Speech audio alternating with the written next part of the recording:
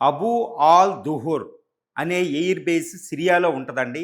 దీన్ని Turkey develop చేయబోతుంది. కాబట్టి టర్కీ డెవలప్ చేస్తున్న అబూ ఆల్ దుహూర్ అనే ఎయిర్ బేస్ని ఇజ్రాయెల్ తన ఎయిర్ ఫోర్స్తో పేల్చేయడం. అంటే టర్కీ ఎయిర్ బేస్ మీద ఇజ్రాయేలీ ఎయిర్ ఫోర్సు అటాక్ చేసి దాన్ని సర్వనాశనం చేయడం. అంటే ఏంటి? టర్కీ ఇజ్రాయెల్ మధ్య యుద్ధం మొదలైనట్టే.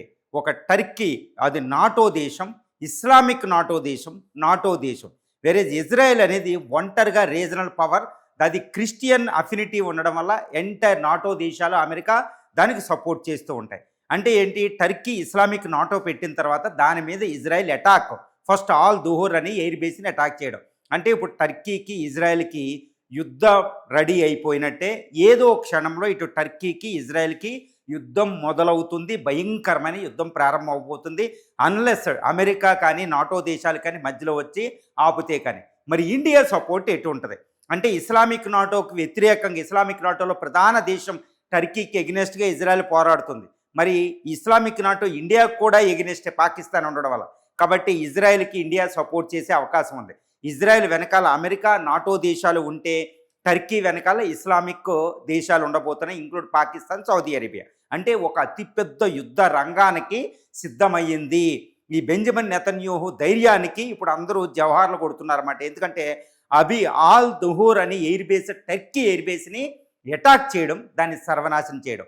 మరి ఏం జరగబోతుంది? మరో యుద్ధం సన్నద్ధం అవ్వాలా అంటే ఎస్ అండి, ఆ యుద్ధం పొడిగించే అవకాశం ఉంది. ఎందుకంటే టర్కీ కుట్ర చాలా భయంకరమైన కుట్ర ఉంటుంది.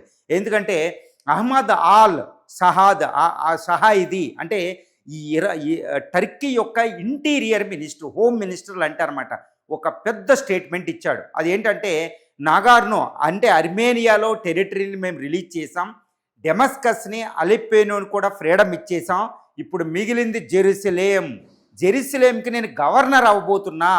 ఒట్టోమన్ ఎంపైర్, ఒకప్పుడు టర్కీ నేతగా, టర్కీని కేంద్రంగా చేసుకుని ప్రపంచాన్ని ఏలిన ఖలీఫాత్ అంటే ఒట్టోమన్ ఎంపైర్ని మేము పునరుద్ధరించబోతున్నాం, ఎంటైర్ జెరూసలేం, ఇజ్రాయెల్ని నాశనం చేయబోతున్నామని ఒక స్టేట్మెంట్ ఇచ్చాడు. అంటే టర్కీ అలెప్పో, సిరియాలో అలెప్పో దగ్గర, డెమస్కస్ దగ్గరలో ఒక ఈ ఆల్ దుహూర్ అని ఎయిర్ బేస్ డెవలప్ చేయడం వెనకాల ఇజ్రాయెల్ని నాశనం చేయడమే. కాబట్టి ఇజ్రాయెల్ యాక్షన్ తీసుకుంది. సో ఈ యుద్ధానికి సంబంధించి వస్తే, ఈ ఎయిర్ బేస్ ఆల్ దుహూర్ అని ఎయిర్ బేసు టర్కీ బార్డర్కి 60 కిలోమీటర్ల దూరంలో ఉంటుంది, అలెప్పో దగ్గరలో, ఇడ్లీబీ అనే ప్రావిన్సు. కాబట్టి ఇక్కడ దీన్ని డెవలప్ చేస్తే ఇక ఇజ్రాయేలీ యుద్ధ విమానాలు ఇరాన్ మీద అటాక్ చేయడానికి, పూర్తిగా వెళ్ళడానికి కుదరదు. ఎందుకంటే అక్కడ టర్కీ యాంటీ ఎయిర్ డిఫెన్స్ సిస్టంలో, తర్వాత రాడార్లు అక్కడ ఉంటాయి. కాబట్టి ఇజ్రాయెల్కి చాలా డేంజర్. ఈ సిరియాలోకి ఈ యొక్క టర్కీ దళాలు అక్కడికి వస్తే, టర్కీ సైన్యం సిరియాలో ఉండిపోద్ది. అది ఇజ్రాయెల్కి చాలా చాలా పెద్ద ప్రమాదం. హమాస్ను కూడా వాళ్ళు కంట్రోల్ చేస్తున్నారు. టర్కీ రీసెంట్గా ఇస్లామిక్ నాటో ఏర్పడిన తర్వాత పాకిస్తాన్, సౌదీ అరేబియాతో ఇజ్రాయెల్ ఎలా నాశనం చేయాలో చూస్తుందన్నమాట. కాబట్టి ఖలీఫత్, ఒట్టోమన్ ఎంపైర్ని మళ్ళీ రెస్టోర్ చేయడం అనేది ఉంది. కాబట్టి టర్కీ ఈ సిరియాలోకి ఎంటర్ అవ్వడం అంటే ఇజ్రాయెల్ టార్గెట్గా వస్తుంది. కాబట్టి వెంటనే Israeli prime minister Benjamin Netanyahu warning ఇవ్వడం, దాన్ని పెడసెవిని పెట్టడం, ఇంక్లూడ్ ప్రస్తుతం మా అషాద్ ప్లేస్లోకి వచ్చిన అహ్మద్ ఆల్ సారా అనే ప్రెసిడెంటు, ప్రస్తుతం సిరియన్ ప్రెసిడెంటు, తర్వాత టర్కీ ప్రెసిడెంట్ ఎర్డగాన్, రెండూ కూడా ఇజ్రాయెల్ వార్నింగ్లు పట్టించుకోలేదు. కాబట్టి ఇజ్రాయెల్ ఈ ఆల్ దుహూర్ ఎయిర్ బేస్ని సర్వనాశనం చేసింది. టర్కీ కానీ సిరియా కానీ ఎగస్ట్రాల్ చేస్తే మాత్రం చాలా ప్రమాదాన్ని పొంచుందనే వార్నింగ్ అక్కడికి ఇచ్చింది. మరి ఇప్పుడు టర్కీ ఇజ్రాయెల్కి వార్నింగ్ ఇవ్వడం, టర్కీ ఇజ్రాయెల్ మధ్య యుద్ధం ఆల్మోస్ట్ ప్రారంభమైనట్టే. మరి టర్కీ ఇటు ఇజ్రాయెల్ ఆర్మీని మనం చూసినట్టయితే, ఈ ఆర్మీ ఏంటంటే సమఉజ్జీవిగా ఉంటాయి. According to global fire power index ప్రకారం ఏంటంటే 11వ ప్లేస్లో ఇజ్రాయెల్ ఉంటే 9వ ప్లేస్లో టర్కీ ఉందన్నమాట. ఇక్కడ సైన్యం ఏంటంటే 5.6 లక్షల మంది సైన్యం టర్కీకి ఉంటే, దీనికి 1,80,000 మంది, కానీ రిజర్వ్ ఫోర్స్ ఎక్కువ ఉంటారు. కాబట్టి సైన్యం విషయంలో చూస్తే 3 రెట్లు ఎక్కువ అనమాట టర్కీకి, అక్కడ బలంగా ఉంటుంది. ఈ ట్యాంక్స్ చూస్తే 1300 ఇజ్రాయెల్కి ఉంటే దానికి 2,900 ఉంటాయి. ఈ ట్యాంక్స్లో కూడా అదే బలంగా ఉంటుంది. కానీ ఎయిర్ ఫోర్స్ విషయానికి వస్తే 280 యుద్ధ విమానాలతో ఇజ్రాయెల్ ఉంటే అది 299, ఆల్మోస్ట్ సమఉజ్జీవం. కానీ టెక్నాలజికల్ పవర్లో ఇజ్రాయెలీ డిఫెన్స్ బడ్జెట్ $43 బిలియన్, కానీ దీనికి $33 బిలియన్ టర్కీకి, చాలా తక్కువ డిఫెన్స్ బడ్జెట్. కానీ ఇటు టర్కీ ఏంటంటే నాటో స్టాండర్డ్స్తో నాటో సైన్యం ఆల్మోస్ట్ ఉన్నట్టే, చాలా శక్తివంతమైన సైన్యం అనమాట టర్కీది. కానీ ఇజ్రాయెల్ ఏంటంటే టెక్నాలజికల్ సుపీరియారిటీ ఉంటుంది, నేవీ ఏంటి అన్నిటిలో. కాబట్టి టెక్నాలజికల్ సుపీరియర్ అంటే ఒక రకంగా ఈ టర్కీ ఇజ్రాయెల్ మధ్య యుద్ధం ప్రస్తుతం 2 దేశాలే చేసుకుంటే ఇజ్రాయెలే ఎట్టి పరిస్థితుల్లో టర్కీని ఓడిస్తుంది. ఎందుకంటే ఇజ్రాయెల్ దగ్గర 90 అణ్వస్త్రాలు కూడా ఉన్నాయి. తర్వాత దాని దగ్గర న్యూక్లియర్ సబ్మెరైన్స్ అని ఇవి కూడా ఉంటాయి. కాబట్టి ఇజ్రాయెల్ని గెలవడం టర్కీకి అసంభవం. కాబట్టి టర్కీయే ఓటమి చెందుద్ది. కానీ ఇక్కడ టర్కీ ఇజ్రాయెల్ అనేవి చాలా శక్తివంతమైన దేశాలు అలయన్సెస్ పరంగా. ఎందుకంటే టర్కీ అనేది నాటో కూటమిలో భాగస్వామి, టర్కీ అనేది ఇస్లామిక్ నాటోలో భాగం. కాబట్టి పాకిస్తాన్, సౌదీ అరేబియా దానికి హెల్ప్ చేస్తాయి, మిగిలిన ఇస్లామిక్ దేశాలు హెల్ప్ చేస్తాయి. ముఖ్యంగా ఖతారు, బహ్రెయిన్ లాంటి దేశాలు దాన్ని అటాక్ చేస్తాయి. డబ్బు పరంగా ఇవి ఎక్కువ సహాయం చేస్తాయి, ఇంక్లూడ్ పాకిస్తాన్ కూడా. మరి ఇలాంటి సందర్భంలో మరి ఇజ్రాయెల్కి ఎవరున్నారు అంటే, ఇజ్రాయెల్ ఏంటంటే ఏ గ్రూప్లో భాగస్వామ్యం కాదు, కానీ భారత్ యాక్టివ్గా సపోర్ట్ చేస్తుంది ఇండియా టర్కీకి ఎగెనిస్ట్గా, ఇస్లామిక్ నాటో ఎగెనిస్ట్గా. నెంబర్ 1. నెంబర్ 2 ఏంటంటే అసలు ఇజ్రాయెల్ని క్రియేట్ చేసినయే క్రిస్టియన్ దేశాలు. కాబట్టి ఇస్లామిక్ నాటోలో ఉన్న టర్కీని ఈ నాటో దేశాలు టర్కీని నాటోలోంచి బహిష్కరించిన అవకాశం ఉంది, యుద్ధానికి వద్దంటే వెళ్తే. ఎందుకంటే ఇజ్రాయెల్ రక్షణ అత్యంత ప్రధానం, ముఖ్యంగా బ్రిటన్, ఫ్రాన్సు, జర్మనీ, ఈ పోలాండ్ ఈ దేశాలకి. కాబట్టి ఆ దేశాలు నాటోలో ఉన్న టర్కీని కూడా ఇగ్నోర్ చేసి అవి ఈ ఇజ్రాయెల్ హెల్ప్కే వస్తాయి అన్నమాట. తర్వాత అమెరికా ఎట్టి పరిస్థితుల్లో టర్కీ కూడా భాగస్వామ్య పార్ట్నరే, కానీ టర్కీని పక్కన పెట్టి ఇజ్రాయెల్ రక్షణకి వస్తాయి. ఎందుకంటే ఇజ్రాయలీ జ్యూసు లాబింగ్ అలా ఉంటుంది అనమాట ఎంటైర్ అడ్మినిస్ట్రేషన్. కాబట్టి అమెరికాయే ఇజ్రాయెల్ రక్షణకు వచ్చేస్తుంది. కాబట్టి ఇజ్రాయెల్ వెనకాల ఇటు ఈ ముస్లిం క్రిస్టియన్ దేశాలైన నాటో దేశాలు, అమెరికా ఉంటాయి, ఇండియా ఉంటాయి.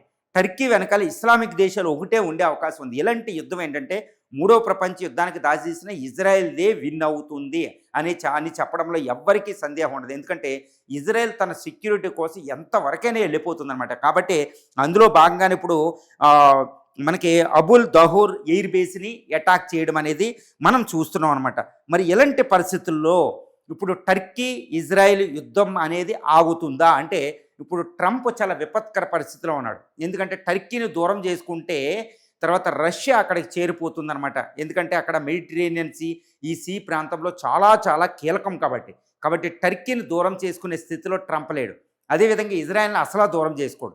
కాబట్టి ఈ 2 దేశాల మధ్య సయోధ్య శాంతి ఒప్పందం కుదర్చడానికి ఇప్పుడు యునైటెడ్ స్టేట్స్ ఆఫ్ అమెరికా రంగంలో దిగడం జరిగింది. మరి రష్యా ఎవరికి సపోర్ట్ చేస్తా అంటే, రష్యా ఇప్పుడు ప్రస్తుతం టర్కీకి ఎగెనిస్ట్గా ఉండే అవకాశం ఉంది. అక్కడ న్యూట్రల్ స్టాన్స్ ఉంటుంది, ఇది రష్యా, చైనా. కానీ ఇండియా మాత్రం యాక్టివ్గా ఇస్లామిక్ నాటోకి ఎగెనిస్ట్గా జరుగుతున్న యుద్ధంలో ఇజ్రాయెల్కి యాక్టివ్గా సపోర్ట్ చేద్దాం. అంటే పరోక్షంగానే ఇజ్రాయెల్కి కావాల్సిన అన్ని విషయాల్లో హెల్ప్ చేసే అవకాశం ఉంది. తర్వాత ఇజ్రాయెల్ తరపున అర్మేనియా కూడా యుద్ధంలోకి వచ్చే అవకాశం ఉంది. అక్కడ అర్మేనియాకి మనం బ్రహ్మోస్, పినాకా, ఇప్పుడు ప్రళయ మిసైల్స్ కూడా ఇస్తున్నాం. కాబట్టి దాని ద్వారా ఇజ్రాయెల్కి యాక్టివ్ సపోర్ట్ అక్కడ ఇచ్చే అవకాశం ఉంది, ఇటు యుఎస్ సపోర్టు. కాబట్టి ఇజ్రాయెల్ విన్ను, ఎర్డోగాన్ సర్వనాశనం, టర్కీ సర్వనాశనం జరిగే అవకాశాలు అక్కడ ఉన్నాయి. కాబట్టి ఇప్పుడు ఇజ్రాయెల్ టర్కీ యుద్ధం ఏ క్షణంలోనైనా అది ఎస్కలేట్ అయిపోయి విపరీతమైన యుద్ధానికి దారితీసే అవకాశం ఉంది. మళ్ళీ మిడిల్ ఈస్ట్లో ఇది ఒక పెద్ద యుద్ధంగా మారబోతుంది. మరి టర్కీకి పాకిస్తాను, సౌదీ అరేబియాలు యాక్టివ్గా వెళ్ళిపోతే, బహ్రెయిన్, ఖతార్లో వెళ్ళిపోతే, అంటే పాకిస్తాన్ ఇజ్రాయెల్ మీదకి వెళ్ళగలిగితే మరి ఇజ్రాయెల్ తట్టుకుంటుందా? అటు టర్కీతో పోరాడాలి, ఇటు పాక్, సౌదీలతో పోరాడాలి. ఇలాంటి స్థితిలోనే యునైటెడ్ స్టేట్స్ ఆఫ్ అమెరికా రంగంలో దిగుతుందన్నమాట. తర్వాత కొన్ని నాటో దేశాలు రంగంలో దిగుతాయి. మరి టర్కీ తరపున నాటో ఆర్టికల్ 5 ప్రకారం టర్కీ తరపున నాటో దేశాలు రావాలి. కానీ నాటో ఆర్టికల్ 5ని ఇన్వోక్ చెయ్యు, అది ఇజ్రాయెల్కి వ్యతిరేకంగా మాత్రం ఎట్టి పరిస్థితుల్లో చేసే అవకాశం లేదు. కాబట్టి టర్కీ ఒంటరిగా పోరాడాలి. అంటే నాటోలో నుంచి బయటకు రావాల్సిన అవసరం టర్కీకి వస్తుంది. కాబట్టి ఇజ్రాయెలే ఈ దౌత్యపరంగా విన్ అవుతుంది, అదేవిధంగా మిలిటరీ పరంగా కూడా ఇజ్రాయెల్ విన్ అవుతుంది. తర్వాత పాకిస్తాన్, సౌదీ అరేబియాలకి అట్టర్ ఫ్లాప్ అయిపోతుంది, ఇస్లామిక్ నాటో విచ్ఛిన్నం అయిపోతుంది. ఎందుకంటే ఇజ్రాయెల్కి ఎగెనిస్ట్గా పాకిస్తాన్ వెళ్ళే ధైర్యం చెయ్యదు, చేస్తే అమెరికా ఒప్పుకోదు. అమెరికా ఒప్పుకోకుండా పాకిస్తాన్ ఏ యుద్ధం చేసినా సర్వనాశనం చేస్తే అమెరికా, ఇటు ఇండియా రెడీగా ఉంటుంది. ఇదే సమయాన్నే అంటే ఇక్కడ ఒకటి జరిగిద్ది అనమాట. ఇజ్రాయెల్కి ఇండియా సపోర్ట్ చేయడం అంటే ఇజ్రాయెల్కి మిలిటరీ పరంగా వెళ్ళవలసిన అవసరం లే. జమ్మూ అండ్ కాశ్మీర్ దగ్గర పీఓకేని విలీనం చేసుకోవడానికి మనం సైన్యాన్ని అలర్ట్ చేస్తే ఇక పాకిస్తాన్ సైన్యం ఇక్కడ నుంచి, ఎయిర్ ఫోర్స్ ఇక్కడ నుంచి ఎట్టి పరిస్థితులు అక్కడికి వెళ్ళలేదు. కాబట్టి పాకిస్తాన్ని బ్లాక్ చేస్తాం మనం.